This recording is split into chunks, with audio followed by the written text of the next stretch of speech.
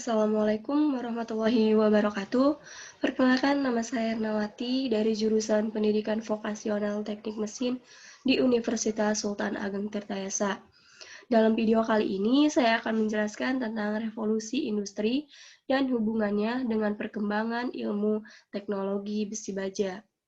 Berikut penjelasannya. Nah, yang pertama ada revolusi industri 1.0 hingga 4.0. Revolusi industri terjadi pertama kali di Inggris, merupakan revolusi ekonomi. Corak perekonomian Inggris yang semula agraris berubah menjadi industri. Di antara ciri-cirinya adalah status sosial sangat dipengaruhi oleh luasnya kepemilikan tanah.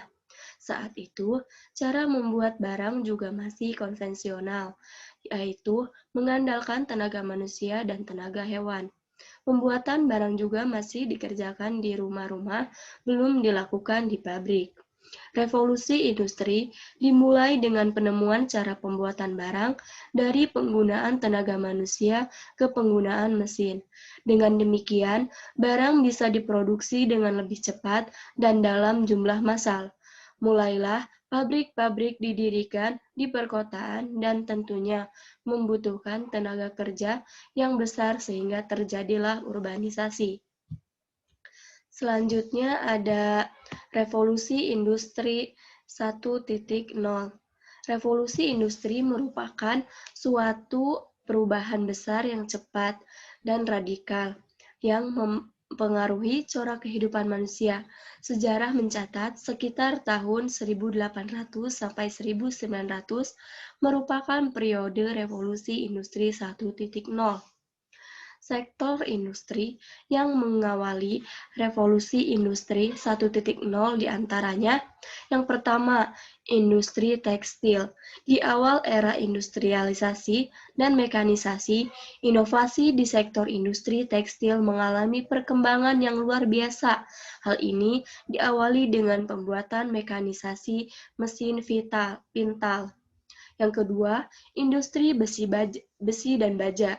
Besi dan baja keduanya merupakan bahan penting yang digunakan untuk pembuatan berbagai peralatan dan infrastruktur penting lainnya. Yang ketiga ada industri transportasi. Sebelum revolusi industri, barang-barang hasil produksi diangkut dengan menggunakan tenaga hewan. Namun, setelah ditemukannya mesin uap dan kapal uap, proses pengiriman barang produksi ke lokasi yang jauh bisa menggunakan kapal laut dan kereta api. Selanjutnya ada revolusi industri 2.0.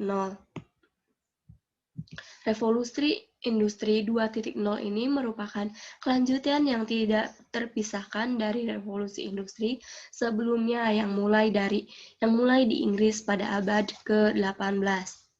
Beberapa inovasi dan kemajuan pada periode revolusi industri 2.0 antara lain: pengembangan sumber daya energi seperti minyak bumi, batu bara sebagai sumber bahan bakar baru.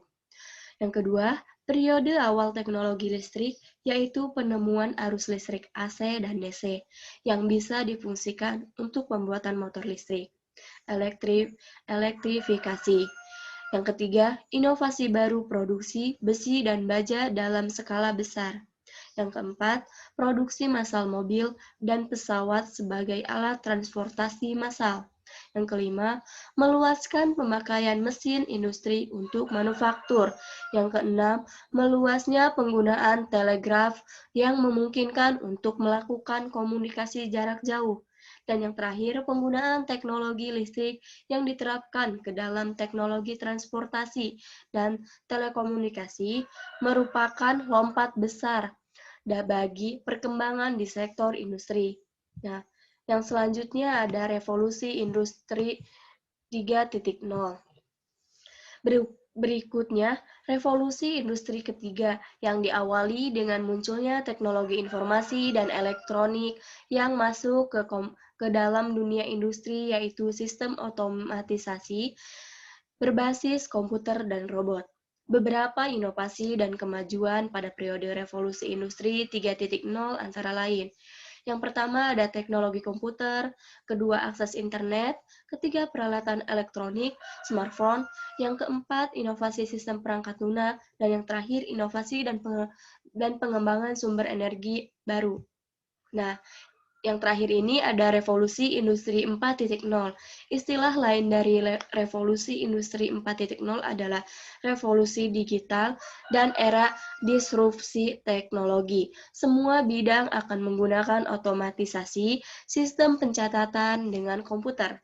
Salah satu karakteristik unik dari revolusi industri 4.0 adalah penerapan kecerdasan buatan dalam semua bidang industri. Pada era industri 4.0, manusia akan hidup di dalam ketidakpastian. Oleh karena itu, kita harus memiliki kemampuan untuk memprediksi masa depan. Kehadiran industri 4.0 akan mengancam keberadaan perusahaan-perusahaan yang telah mapan. Disruptif, teknologi hadir begitu cepat, dan sudah banyak kisah perusahaan besar yang tumbang dengan meninggalkan kesedihan yang mendalam. Nah, dari penjelasan saya yang tadi, mari kita rangkum. Nah, rangkuman di sini adalah di dalam laporan revolusi industri 4.0 menjelaskan bahwa revolusi ini membuat 800 juta lapangan pekerja akan hilang hingga tahun 2030 karena tenaga manusia diganti oleh otomatisasi robot. Nah, mungkin hanya itu yang dapat saya sampaikan, kurang lebihnya saya mohon maaf. Wabillahi taufiq wal hidayah. Wassalamualaikum warahmatullahi wabarakatuh.